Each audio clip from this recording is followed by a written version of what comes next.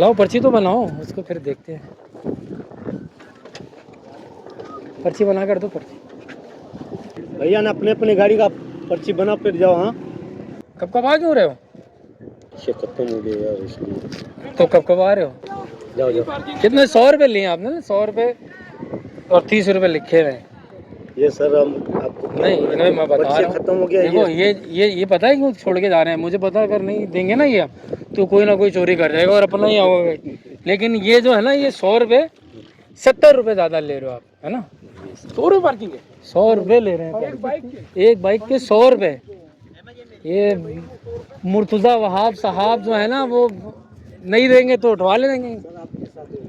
नहीं नहीं, रियायत की खैर है, मैं बता रहा हूँ, मेरे साथ कर लोगे। ये भी तो मेरे अपने ही है यार। ये कोई इंडिया से आया वो भाई? नहीं भाई, हैं पाकिस्तानी हो ना? 100 रुपये यार, 100 रुपये मतलब जुल्म की भी इंतहा है। 100 रुपये पार्किंग, समंदर आने की सज़ा।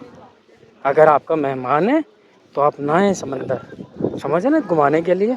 क्योंकि इधर जो है सिर्फ बाइक की पार्किंग 100 रुपये, और लिखे हुए KMC हॉक्स बे। ये सुन लें आप, KMC हॉक्स बे वाले 30 रुपये, 30 रुपये पार्किंग पे लिखे हुए और 100 रुपये दिए हैं। माशाल्लाह, पाकिस्तान से जिंदाबाद।